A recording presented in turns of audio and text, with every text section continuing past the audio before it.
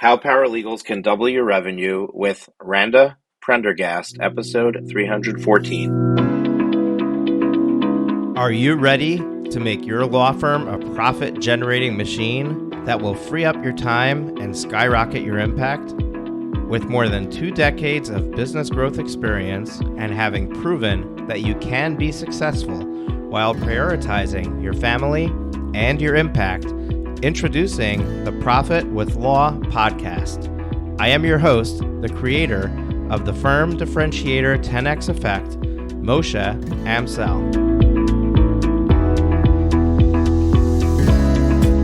Well, hello and welcome to another amazing guest interview here on the Profit with Law podcast. I'm your host, Moshe Amsel, and today I have a treat for you. Why? Because, well, currently, at the time of this recording, staffing seems to be a big issue here in the United States of America, simply because of bloated finances and in the economy.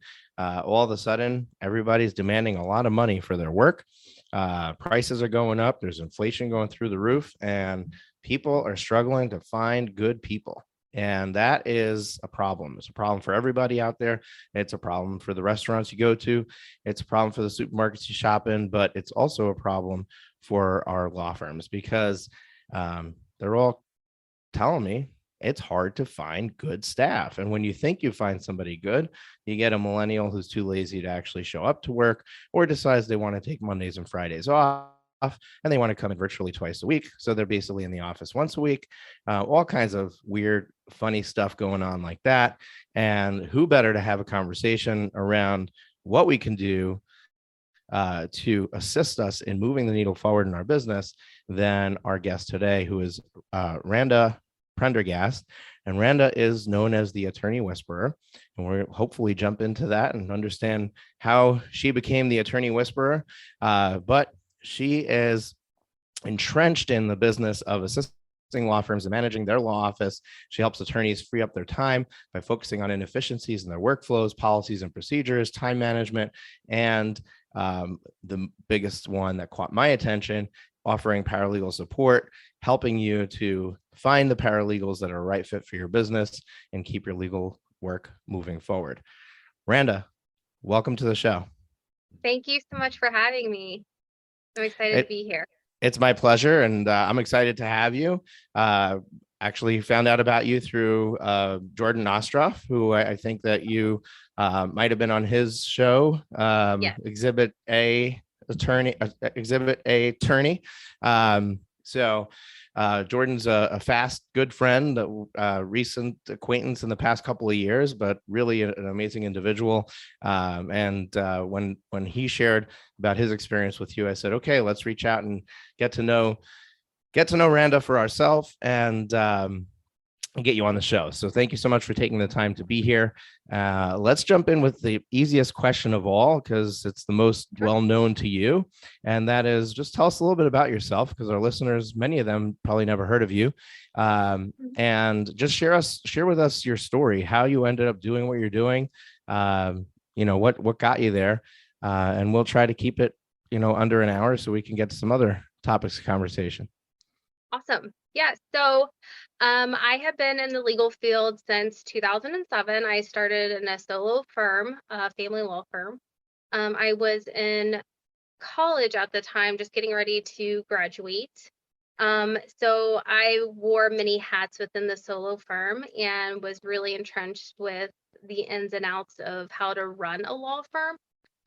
So not only was I the paralegal, I was the legal secretary, the billing clerk, collections, everything in between.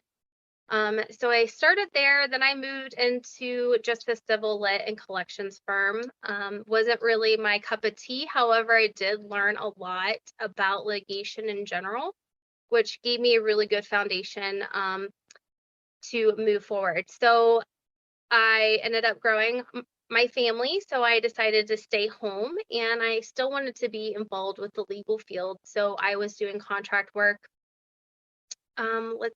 way before the pandemic and remote work was really a thing. So probably like 8-9 years ago, I would contract with attorneys on a remote basis.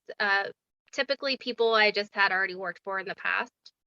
I then had a business partner to do the paralegal support exclusively together.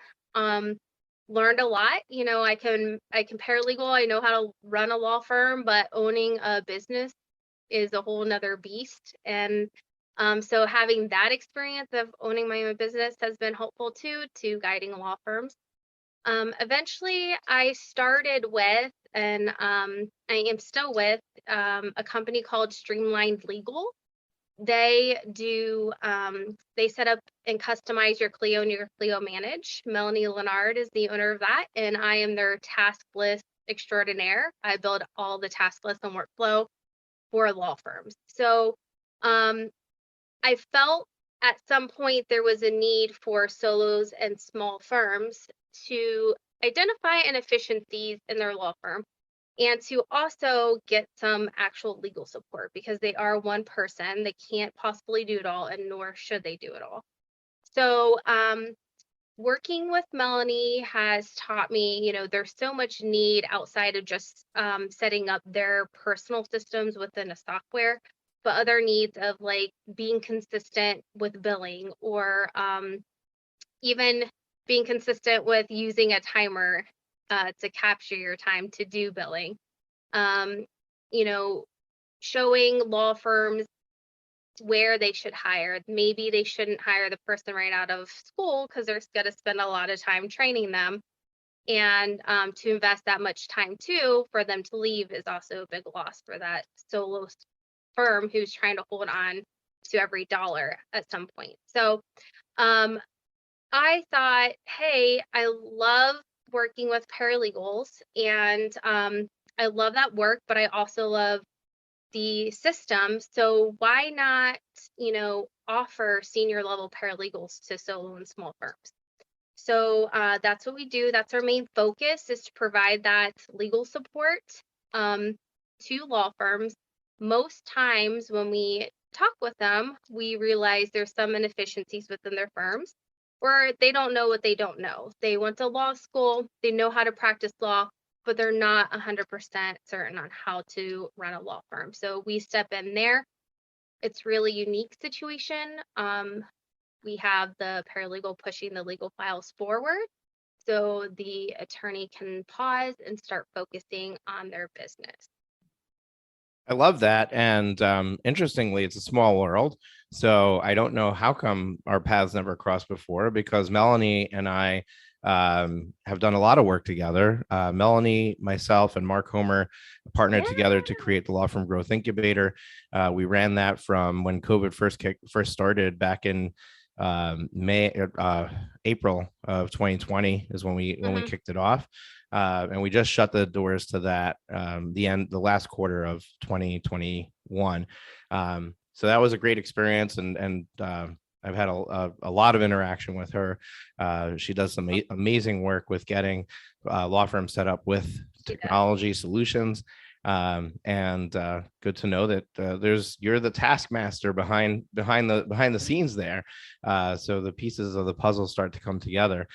She also has been a speaker for us on multiple occasions at multiple events of ours, but we run the Law Firm Growth Summit, the largest virtual conference for law firm owners. And she was a speaker at both our first and our second conference, and probably will continue to be so moving forward. Just a dynamic individual who really knows her stuff.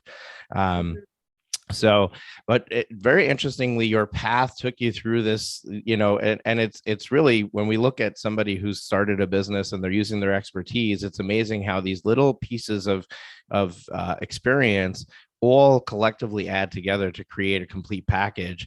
And you had experience in different areas of law to at least open your eyes and understand what are the things that a typical law firm owner would be struggling with.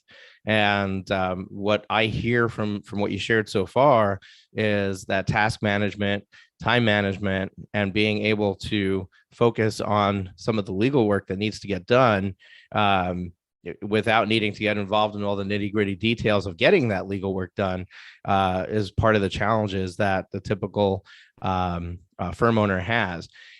Now, at what point or at what level of staffing do you think that the firm owner has exited from that list of challenges and entered a new one?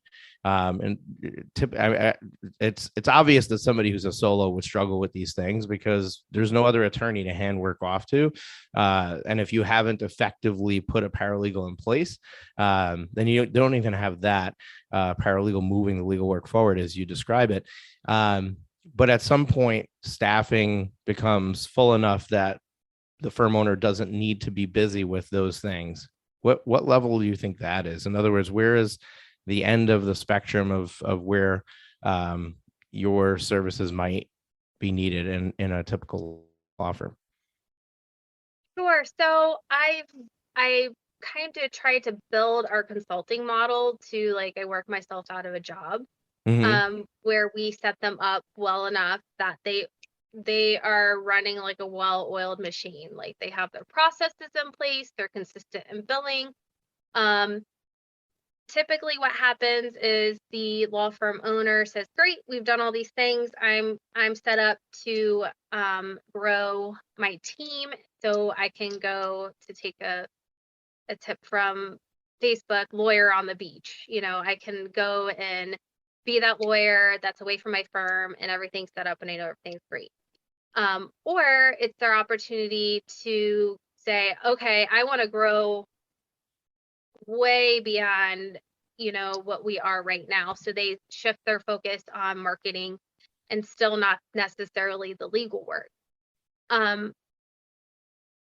thought at some point I would be working myself out of a job for the consulting piece, but what has happened is I also just hold, attorneys and lawyers accountable. So if they have these big goals, some of that accountability is, okay, what is our roadmap to get to that, big goal? Maybe it's finding a legal coach who plans out, this is what you need to do to get to this goal. And so I hold them accountable to all that homework in between. Maybe it's just assisting and being that kind of case manager and checking in with the team while they are on the beach, being that lawyer on the beach. So at some point, we haven't reached it yet. I would think they would want to hire and grow their team much bigger. But honestly, we're not there yet. So I don't know what happens at that point, and that's okay.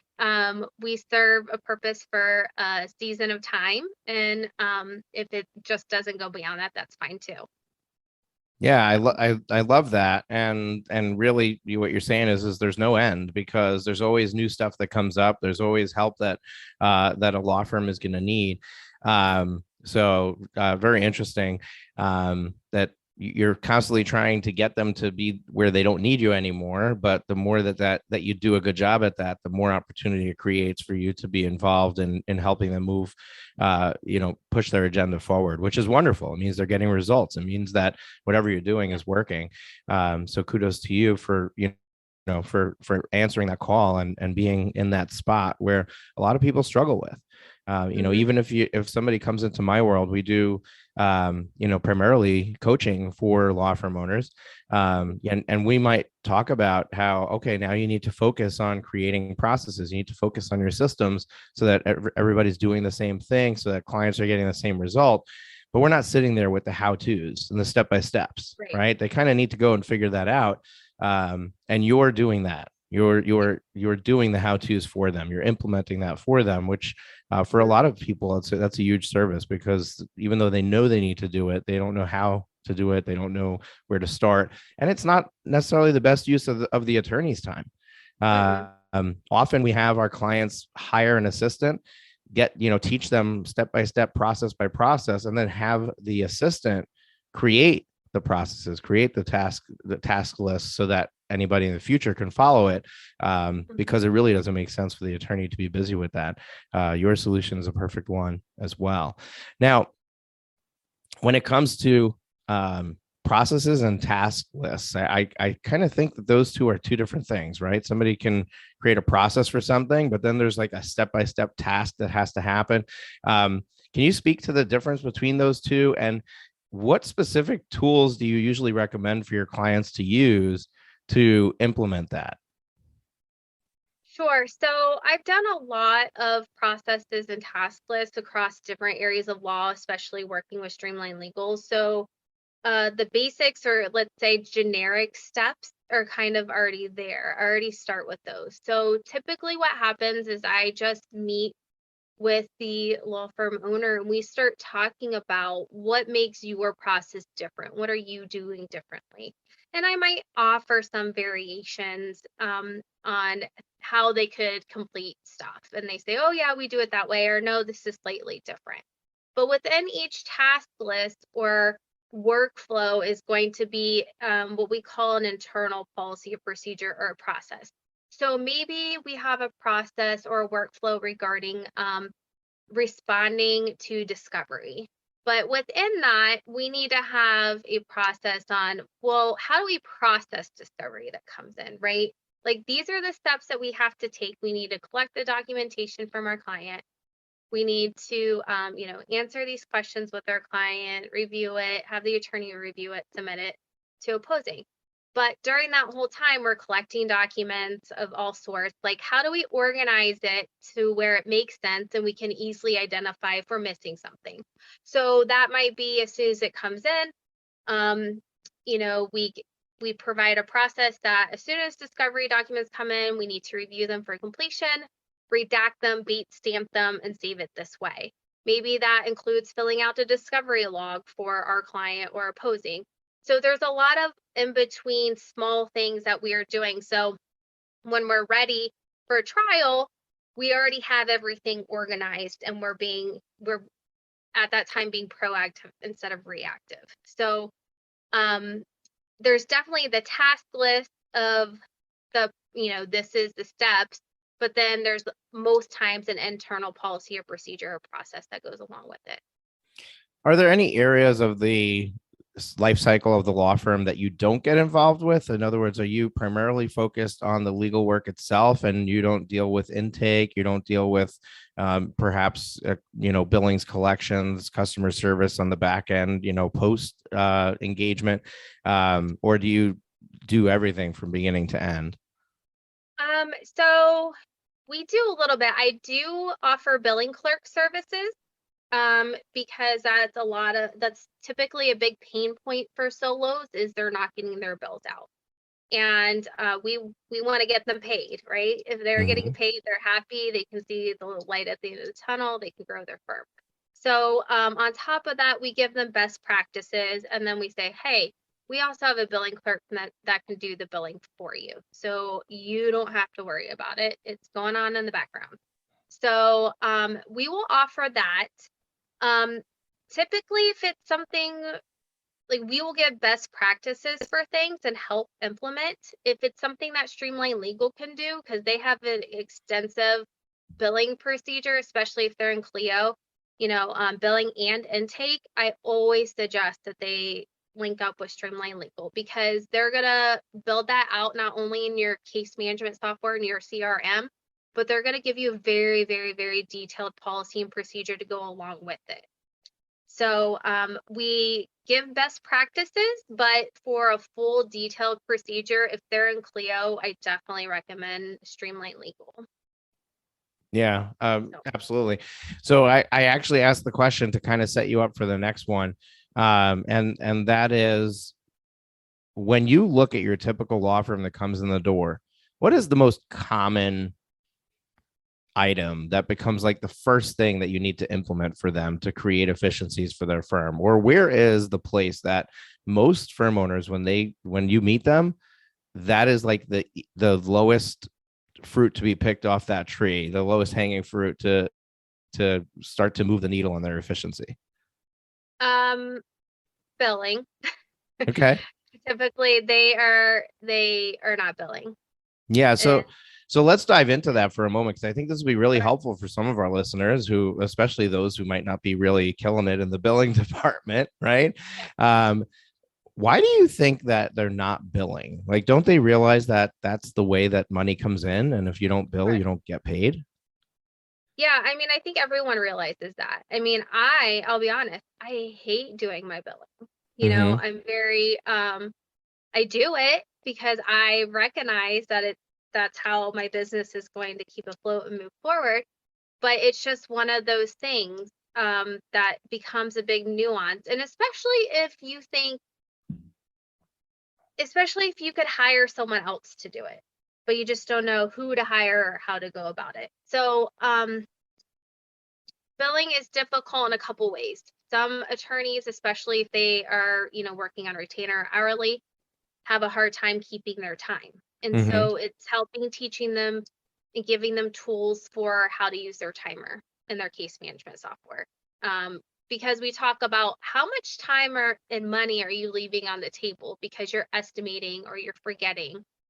But so we try to build good habits. I love the book Atomic Habits. I use Mm-hmm. it a lot when we're Yep, by talking about James billing. Clear. Absolutely. We'll link that up in the show notes, folks. If you want to go out and buy it, get it on Amazon, Kindle, whatever it is. As a matter of fact, if you leave a rating and review for this podcast in the Apple Podcast directory, send an email to info@dreambuilderfinancial.com with a snapshot picture photo of the review that you left. We'll give away the first 5 people that leave that review and send that to that email address. We will give you the book Atomic Habits in the version of your choice, whether you prefer a print version sent to you or you prefer a digital version or an audible version. We will send that your way. If you're an international listener, we might have to add a little bit of cost to you for getting that into your hands. And we might not be able to do certain digital copies. I've been told by my team I need to start leaving international disclaimers when I make these sudden knee-jerk reaction contests for my audience. But folks, we thrive on ratings and reviews, and I don't care if you want to leave me a 1-star review, that's fine. Just email it in. We'll send you a book. But Atomic Habits is an awesome book, and I think that every business owner should read it.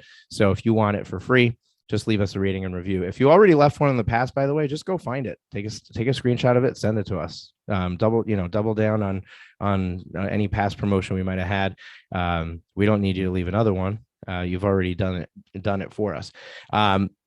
Sorry to interrupt you there, Randa, but I think that you're really onto something. And when people struggle with doing something, we have to start to question why are they struggling with it, right?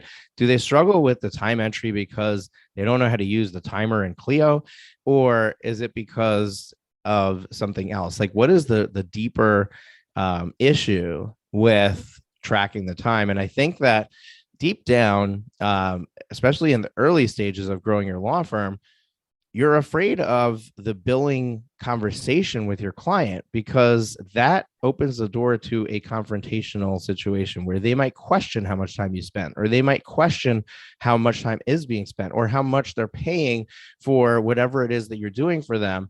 And because you want to avoid that conversation, you start to have bad habits up front where you're not tracking your time. And one of the things that that really, really helps is if you approach this conversation, you look at billing your client as a service to them, not something that is detrimental to them. In other words, here's an example I'll give. If somebody is walking down the street and all of a sudden they clutch their chest, they fall down and they collapse on the side of the road, EMS is called and their heart stopped and they need to be shocked back into rhythm. They have a massive blockage in their artery and they're rushed to the hospital.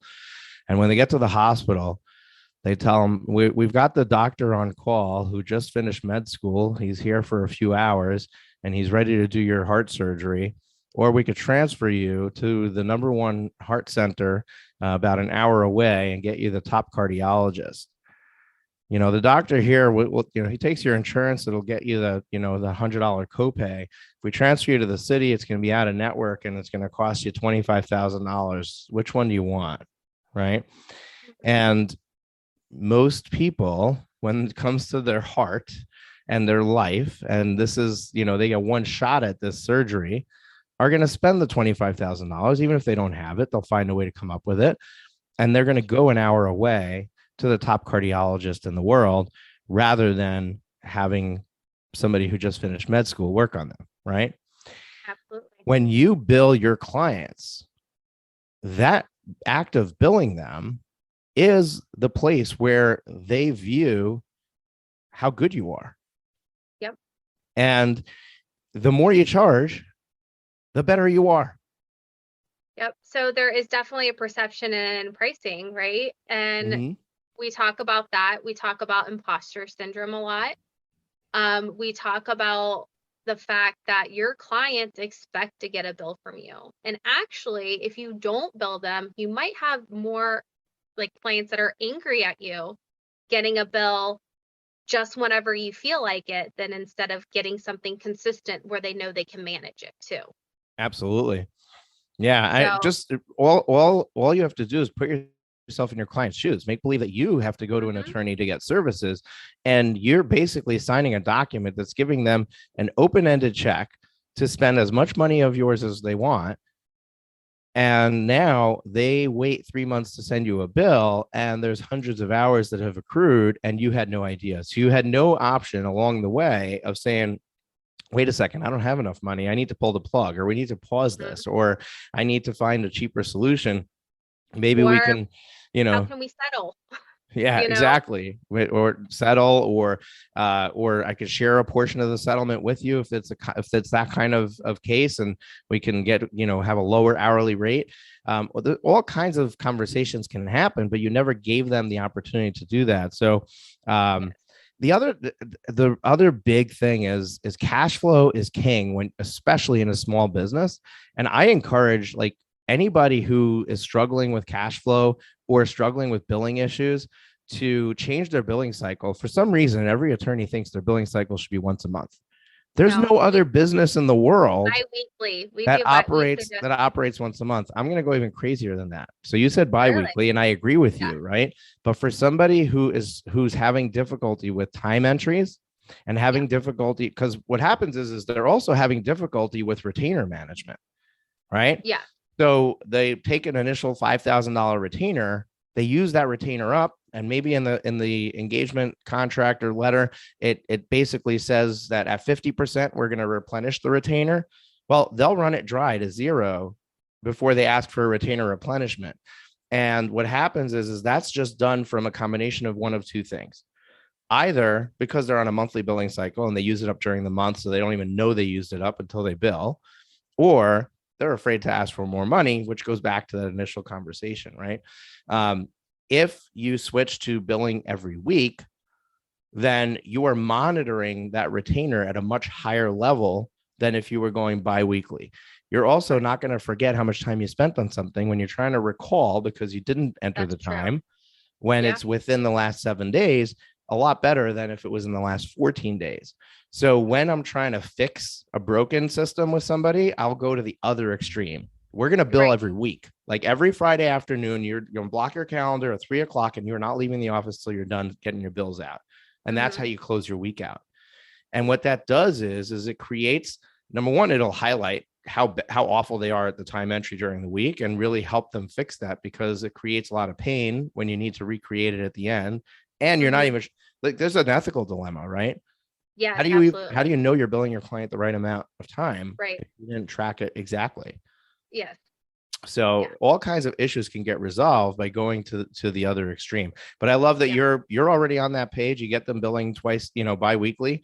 Because I mean, if you look at any other business, right? You walk into a restaurant. Do you put it on your tab when you leave, or do you pay? Right. Right. You go to the doctor. Do they take a copay when you arrive, or do they wait until the insurance, goes through 6 weeks later to send you a bill? You look at any other business and any other professional service, anything else that's happening, go to your accountant. I'm a tax accountant. We don't start collecting somebody's tax documents until they've paid for their tax return in full. Now, that's not how a lot of accountants operate. A lot of them will bill you before you sign your return. Sure. But they're going to bill you before the service is completed, before it's finished being rendered. Yeah. this business of waiting a month to get to do your billing just doesn't make any sense. And Right. it comes from big law, right? Because a lot of attorneys start out in a much larger law firm and then they Mm-hmm. go out on their own. And in big law, they can afford to do it. They're not worried about the cash flow. They're not worried about the customer experience. They have the process that they follow. And then once a month, they have everybody go through and review their time entries and they do this Mm-hmm. massive batch of billing and they take care of it. But you can afford to do that when you've got millions in the bank. You can't afford to do that when you're trying to figure out how you're going to pay your mortgage tomorrow. And Right. that's where, getting that billing on a regular cycle, frequent, is going Mm-hmm. to not only help your customers, your Sure. clients, but it will help you, your cash flow, make your life easier, and really highlight to you when you have a crappy week. Right? If Absolutely. you bill every Friday and you're getting Yeah. $2,000 out on a Friday, and then you have a Friday and you got $400 out, you're like, well, what was I doing this week? Right. So, like, in addition to the recommendation of biweekly billing, a lot of my clients, I have cash flow or money talks with them each week. Typically, it's on a Friday, and we look at their billable hours for that week. So, we may not say we're billing every week, but we do have those discussions. Like, look, Joe, you only had 5 billable hours this week. What happened? And then we start talking about, well, what got in the way? What was the distraction? And I did a lot of non-billable things. Well, what types of things are you doing? And we get deeper into, we should start keeping time for those non-billables so you can see where you're spending your time and where you're being distracted. So there's a lot of layers to billing, from being consistent, time entries, imposter syndrome, all kinds of things that are layered into billing. So we definitely, you know, dive right in and get to the root of what's causing it.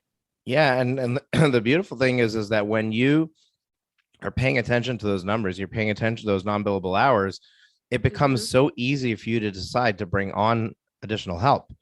Because when Mm-hmm. you start to realize that by me doing my books and spending 6 hours on it this week, when a bookkeeper could have done it for taking them 3 hours for $20 an hour, they could have got pay. I could have paid $60 and had these 6 hours to bill at $300 an hour and had another $1,800 in billing. All of a sudden, the math starts to make sense to start to align have other people doing those other tasks, which is really how businesses grow. It doesn't Yes. grow on your own sweat equity. Your own sweat Mm-hmm. equity is only, then you're just replacing your job. You're replacing a paycheck with another paycheck. And, you become your own boss. And that's basically it. If you want Mm-hmm. to grow a business to where it doesn't rely on you, Mm-hmm. that's going to require hiring Absolutely. people. And I recently released a video on Facebook. It's currently, at the time of this recording, it's running as a Facebook ad. And it basically has at the top, hire staff when you can't afford them. Mm-hmm. And that's basically how it works. And I was trying to think of an analogy that I can use for that subject. And I came up with one today in the shower, of course, but that's where the best ideas come up. But if you think about your law firm as a cup, right? The cup can only get filled so much. Mm-hmm. And if it's filled to the top, and you try to put more in, you can potentially stack things on top, but you got to balance it, and everything could just fall over. Mm-hmm. And that's essentially what happens in your law firm. You have only so much capacity in your firm. It's a cup. And when you're at capacity, you can't add any more. Mm-hmm. So if you think you're going to solve the problem by adding more clients so that now you have enough money to pay for somebody, you can't add those clients. They literally can't stay there. You'll lose clients. They'll fall off And because you that's can't like, keep the balance. and yeah, that's like at And a law firm insurance claim waiting to happen too, right?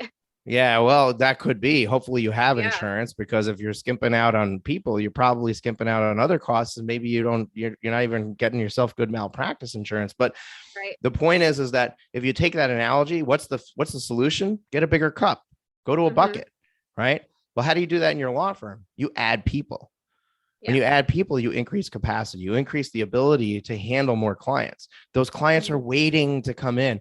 I can't tell you how many of my coaching clients have finally just taken my word for it, on and hired somebody, and all of a sudden that person's fully booked. They're fully booked. And it's like within 90 days that happens. Right. And they're like, holy crap, how did this happen? Because Mhm. you have a vessel that's just waiting for people to come in, and it's just full. There's Yeah. no room for them. Right. Yep. It's amazing all the things that we talk about with law firms, and then providing, the paralegal support, how different their firm looks in 30 days, 60 days, 90 days. It's sometimes like literally if they're ready for the work and to put in and follow direction, it's literally a 180.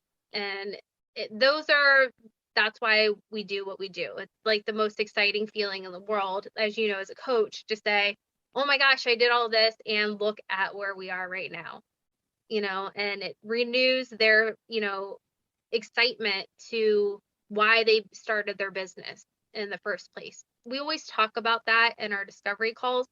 Why are you here? Like, why did you start your business? I think that you need to rethink or go back to that reason, because that's often lost. And so I'm like a roadmap person. I'm a process person. So we think about why did we start this, and we start implementing things to get us back to that point. And so when they're sitting at 90 days and they're telling me, hey, next week I'm going on vacation with my family and I'm not taking my computer to work, that's just the best feeling, because that was the goal the entire time, and finally you're here. Yeah. Um, I'm curious if you can share like specific examples of what the numbers look like. So let's say a typical solo attorney comes into your world. They don't have a paralegal, right? What does their revenue look like? And what does their profit look like? And then you help them implement a paralegal, implement the systems and processes. And then 90 days later, their law firm looks completely different. What does the revenue and the profit look like at that point? It's sometimes hard to judge revenue at that point just because billing's so messed up. Mm-hmm. Typically, Well, like that's we part talked of the about, equation, right? No, the yeah, revenue was zero because they didn't bill in 90 days. that, Their or it's profit like, was negative. yeah, yeah. So sometimes there's negative, sometimes revenues like under 10,000 for the month. Typically they have their true solo, they have anywhere from 40 to 55 open matters. And if they bill maybe, that maybe they're bringing in like $8,000 to $12,000 a month. Within 90 days, we like to at least see that doubled. So, and sometimes it's more than that. Maybe sometimes it's tripled, just because they're willing and able to put in the work. And so it's, you know, hit the ground running. Here are all the things you need to do. They do them. Okay, here, what's the next step? What's the next step? Right. And they're excited and ready to go. Especially if they are that excited about billing, they get on board with it, and we have our billing clerk working with them, because that's consistency right there. So, yeah, so they typically double their revenue within that 90 days. So.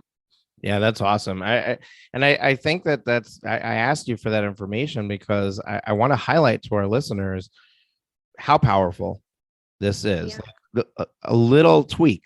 What is the little tweak? It doesn't seem so little, right? Oh my gosh, I got to hire somebody. I got to take on a commitment of somebody's salary, their livelihood, their family is on my shoulders. Like they add all of this pressure to the decision. But literally at the end of the day, like the proof is in the pudding. Like let me tell you about all these other past clients that I have. And if you're willing to do the work, within 90 days of hiring this person, you will have doubled your revenue. Do you think you can afford them now? Like if you believed me that would happen, do you think you can afford them? And that's really what it is their belief in the end result. Believing that that's possible is what allows that to happen. But ultimately it's you gotta buy in to this idea of I gotta spend money to make money. Not in a what's the word I'm looking for, in a frivolous way, Right. but in a very specific, planned, tactful way. The other thing is when somebody's thinking about hiring somebody, they think about the annual salary as the entire initial burden that they're taking on themselves. So I'm going to hire somebody who's going to have a loaded salary of $60,000, and I now have to make sure I have $60,000 in the bank, or that I can come up with $60,000 if I need to. But no, they're getting a little over $1,000 a week. Yeah, well, and for Right. us, since we are hourly 1099, so there's no other additional overhead for benefits or pay time off. You're not paying us to check our Facebook, to use the restroom. All of our time is billed time. 95% of our hours are billed straight to your client. And, that's recouped through a paralegal, rate, whatever you charge your client for the paralegal rate. So your client's already paying our paralegal fee. I say 95. I reserve the other 5 because I'm gun-ho on you need to have a matter review or case review call every single week with your team member. So that other 5%, we charge out at admin, but that is a cost to the law firm. It's not a large cost. It's an hour a week, but we still factor that in. It's 1/40th, right? If they're working 40 hours, but yeah, absolutely. And I think that's a really important point to make is, especially if you're hiring a biller and the work is there, it's a no-brainer. The place where many firm owners probably struggle is, I don't know if I have 40 hours for that person. Right. And you're saying, well, you're not committing to 40 hours. You're committing to hiring them hourly and giving them the work that needs to be done. Let's see what it is. Let's see where it goes. Maybe you need 20 to start, but chances are we put somebody in the door and they start taking stuff from you, the more stuff's going to come in, and they'll be doing 40 hours before you know it. Yeah. And that's the thing. A lot of people will say 40 hours. I think I need 40 hours. And I said, I don't think you need 40 hours. You just need someone who's really skilled in what they do, good processes. And full time for us, because it's straight bill time, is around 30 to 32 hours, so we're not even a full 40. And I'll say, I bet with a senior level paralegal and your processes in place, if you don't bring any other work in, they could do everything in about 20. Now, if you bring more work in, it is going to happen. More work is going to come in as soon as you start working with us. So we will have the bandwidth to include more hours. But typically, 20 hours with good processes is where we start. Right. Now, the paralegal that's coming in, I know this varies market to market, but they're paying hourly for them. What do they typically cost per hour when a senior level skilled paralegal? What does the law firm usually paying for their hourly rate? And then what are they typically able to bill them out for? Sure. So for Mrs. June Legal, we do hourly, weekly packages. So the lower hours are higher rates. We don't like to be a project-based paralegal firm, so we like to get to know you and your law firm and support you in all ways that way. So that kind of prevents just the project-based law firms that need work. So we start the higher end of $100 per hour would cost the law firm for the paralegal work. Typically, depending on where they're located, they can bill anywhere from $125 to $175 out for that paralegal rate to their client. Got it. So and I think that part of what you're looking at in the math of this equation is not necessarily what is the profit margin on the paralegal's time, but it's really what is it making possible for the attorney to be able to handle now that we're getting those things that really shouldn't be on their plate off of their plate. Because I can certainly see an attorney looking and saying, well, they're going to take stuff that I'm currently doing. So I'm currently billing my client $300 an hour for this work. Now they are doing it and I'm making $75 an hour on it because I'm making the difference between 100, 175, for example. So I'm going to lose $225 an hour on the work I hand off to the paralegal. And I think it's really important to highlight that and say, and because there's somebody sitting there listening to this podcast and they're Absolutely. doing this math in their head, right? Most people Yeah. are not like me and they wouldn't have done this math in their head, but somebody is, right? So let's No, talk I think about it. most of, yeah, So I think most people are probably going the direction you're talking about right now. yeah. Yeah. So that's really a negative way of thinking, and it's really going to hurt your ability to grow your business. But we do need to address it, right? Like, how do you navigate that conversation in your head to Mhm. recognize how much more potential you have to that this is really not hurting you; it's really helping you. So I'm going to let you explain how this works and how they can overcome it. And then I have a way that I explain it that if you don't cover it, I'll add on to whatever you share. Sure. So I don't look at it, or I explain to them, I don't look at it as them only having, a profit of $75. If my paralegal is doing that and they can also do that, I honestly look at it as a profit of $375 for that 1 hour. If two people are doing the same thing on two different cases, right? And then also they have the opportunity to focus on marketing and networking that brings in more clients with them doing the paralegal. I'll say paralegal work because it's fit for a paralegal to do. With them doing the paralegal work, they don't have the opportunity to bring in any more clients. And we'll go back to your analogy of like the cup is too full. They physically have no more time in their day to do any more work. So it's not going to be at the end of the road a result of higher profit if they don't have any more capacity. So we just kind of navigate and answer questions that way. Anyone who is at the end of their rope of having too much work, not enough time, and they're stressed, grasp that pretty quickly.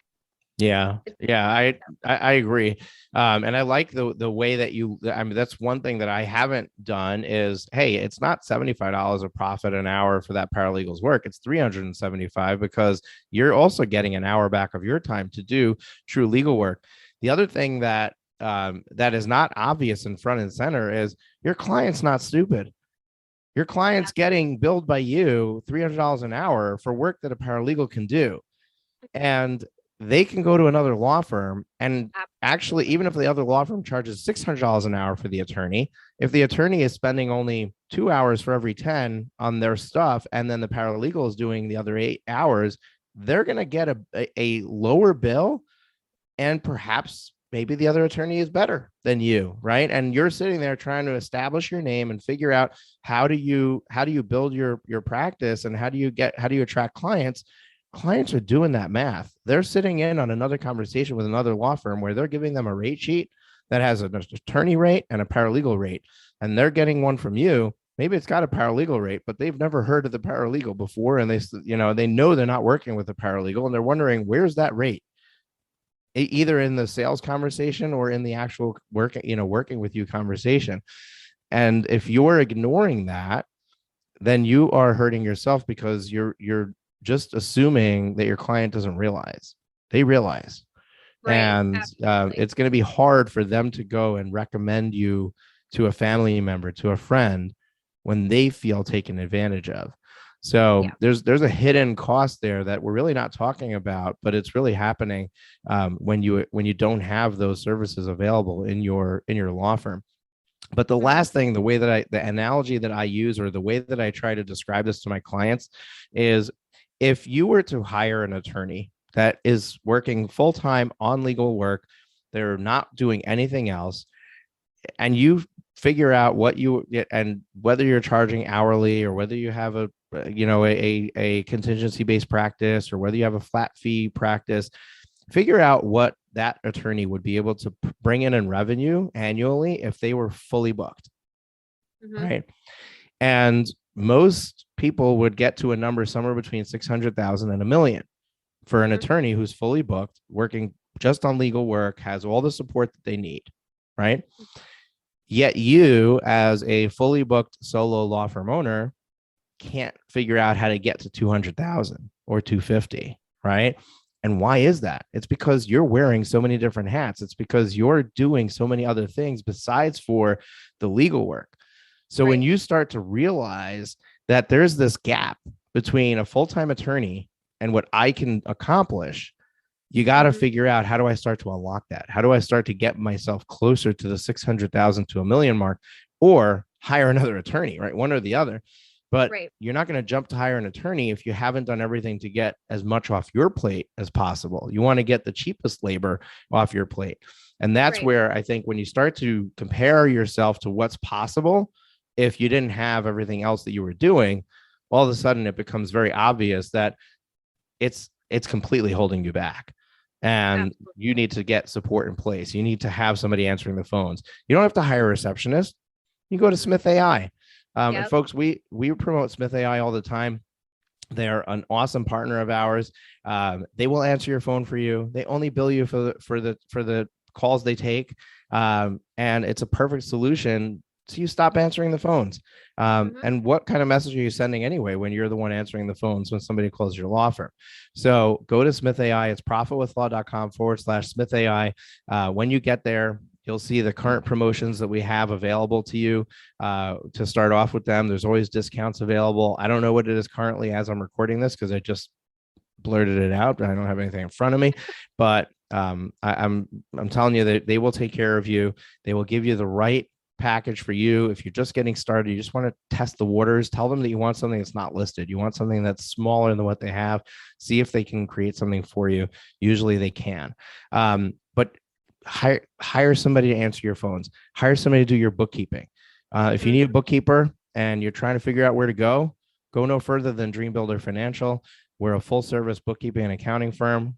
Send an email to info@dreambuilderfinancial.com. We'll hook you up with an initial call and get you quoted out depending on your needs and get you started. But you shouldn't be doing your own bookkeeping. You shouldn't be doing your own customer service, customer support. Somebody should be doing that for you. You shouldn't be doing your own paralegal work. Somebody should be doing that for you. So you can start to build out these roles, whether it's in person, whether it's virtual. There's so many options that you have, whether it's offshore or onshore, staffing. But literally today, you can have a fully staffed law firm and it costs you less than the price of one full-time person in your office. And if you start to marry these services together, it allows you to eliminate so much off of your plate, which now makes you free to go out and be that $600,000 attorney or that $1 million attorney. So when you start to look at the numbers like that, you gotta get in touch with Randa and get her services in place. Like, what are you waiting for? All right, Randa, we're wrapping up here. We're at the end of our time. We actually went a little over. I hope I didn't ask you if you had a hard stop. Hopefully you don't have to jump off this call this moment. But I do want to close out with two things. One is, what is one parting piece of advice that you can leave with our listeners? And number two, what is the best way for them to get in touch with you? Absolutely. So parting advice is look at your processes and start really focusing on what you can delegate out. Things that you don't absolutely have to do. That will get the ball rolling, and hopefully, you'll have the bright idea to get in contact with us so we can actually take those off your plate. Secondly, I don't have a website. I don't serve the general public, so I don't have a website for that reason, but you can find me on LinkedIn if you look up Attorney Whisper. I'm also on Facebook, or you can email us at admin@mrsjunelegal.com. Awesome. And folks, we'll link that up. We'll put the LinkedIn link in the show notes, as well as the email address that Randa just shared. So everything will be there for your convenience right below this episode in the description, as well as on our website, profitwithlaw.com, where you can get the latest episodes. You can go in the search bar and search for somebody's name, search for a topic. You can easily find a past episode. We're well beyond 300 episodes at this point.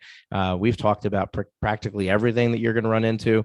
And this is just an awesome conversation we just had with Randa. So it's a perfect example of what you can find in our repertoire of replays or past episodes. if you enjoyed this particular podcast episode and you're new to this show, you want to make sure to hit the subscribe button or the follow button in your podcast player so that you get notified every time we release a new episode. We try to release episodes twice a week. I've been a little bit busy with a newborn here at home. He's now 6 months old, so he's not so newborn anymore, but it did throw off my game with my solo episodes on Tuesdays. But we have been bringing you consistently new interview episodes every Thursday, and I try to release a solo interview episode on Tuesdays. Hopefully we'll get back on track with that. Going into the summer, it adds a new challenge because I like to take the summer off, go work at my kids' day camp and watch them in the wild, interacting with their friends. So I'm going to be doing that again. I tried it last year and it was such a rewarding experience that I'm going to do it again this summer. So I'm super excited for that. Don't know what it's going to do for our podcast, but my team is working hard and heavy on really batching a ton of episodes beforehand so that you don't have a break in the cycle. But anyway, make sure that you're following the show. And if you've been listening to us for a while, or even if this is your first time and you really enjoyed the episode, go leave us a rating and review. We really need those. We appreciate when you do that.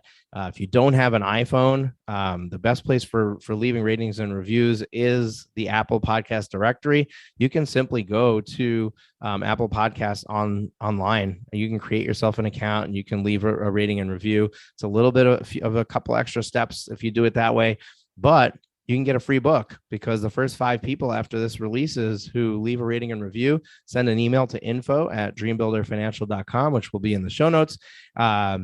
And send us a screenshot of that review. We will send you Atomic Habits by James Clear in the version of your choice. We're going to give away 5 of those. So thanks so much, folks, for joining us. We really appreciate having you here. And until next time, let's just focus on our profitability. Keep that money home. Don't spend it frivolously. And let's continue to grow our law firm to the point where we can have the life that we want, have the time that we want, have the family connections that we want, and the beach time that we want. Take care.